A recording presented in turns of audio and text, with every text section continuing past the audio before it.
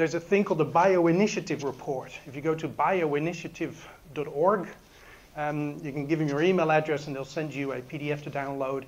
It's a 1,600-page document put together by 29 international authors, amongst which 22 PhDs, and they researched the available research, right? So, and being a PDF file, if you go Control F, right, Control for find function, you can look up any symptom that you've got your interest or your patient has an interest in, and here we go, page 612. There it talks about sleeplessness or headache or diabetes or those sorts of things.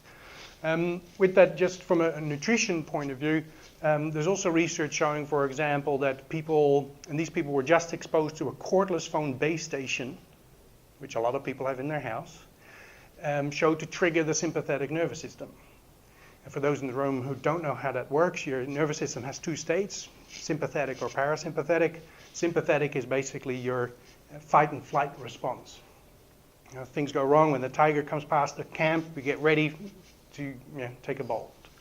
Your parasympathetic state is where you should normally be, that's your maintenance mode. And this research shows that this simple base station of a cordless phone was triggering the sympathetic nervous system. So if we extrapolate that to, turn your laptop on and look for a Wi-Fi network, how many can you find, right? And so yes, we have to worry about nutrition, but could it maybe also be that in this complete environment we're now exposed to, that our sympathetic nervous systems are all being irritated?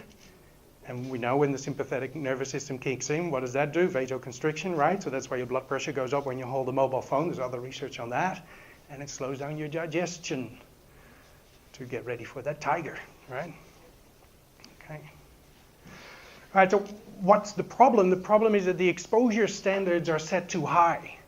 And this is secondhand information, but what I've been told is that when it was time that they said, well, mobile phone towers, what should we set as the maximum exposure? Do you know who they asked? The telecommunications companies. They said, well, fine, we'll set it here. So they're way too high. If you can give us one click over there, yeah. So this is in microwatts per square meter. We're not going to go too technical, but it's an expression of strength of an electromagnetic power density of a transmitter. So that's the exposure standards in a lot of countries. Now, everything underneath are health burdens that research has shown turns up at levels lower than that. And then the ironic thing is, one more, is that that's the level that a mobile phone will work optimally. Right? So we're being exposed to an enormous amount of radiation for really no good reason. Our phones would still work with much less. But in the meantime, we've got all these health effects, opening up the blood-brain barrier, for example, chemicals going through that weren't supposed to go in there. Lots of things. This is an EEG, how your brain waves look. This is lying, I think it was 6 feet from an electrical wire. This is the Wi-Fi turned on, and this is what it's supposed to look like when nothing's on. Okay. Now the world is slowly starting to wake up to this. It starts off with the children, because we're all, intuitively more protective of our little ones. So we're seeing countries where Wi-Fi is being banned in schools, daycare centers. Taiwan has banned the use of Wi-Fi or wireless devices by under 2-year-olds. So if they catch parents giving a smartphone to their children in the trolley to keep them entertained, they're up for about a $50,000 fine. Okay, so yeah, these are people that we're starting to wake up to this. There's also a liability issue. If this whole Wi-Fi story goes the wrong way, then it could be very much as asbestos. So if an employer used to have Wi-Fi in their school, for example, and 10 years later somebody attracts cancer and they can prove Wi-Fi had something to do with that, you might be 100% liable, even though you've been only a small part of the exposure over the lifetime of that person, just like how that's gone with asbestos. So houses are being shielded now. The bedroom is always key, but it's of course lovely if you can do a whole house, which is what happens there. We also shield entire apartment buildings, like this apartment building on Lake Constance in Germany. It's 9 buildings with 46 apartments in each, and we're shielding every single one of them because the developer wants to promote healthy homes. Okay. Closer to home, also involved with building processes here. This is a house in New Zealand that was built with hemp and also shielded.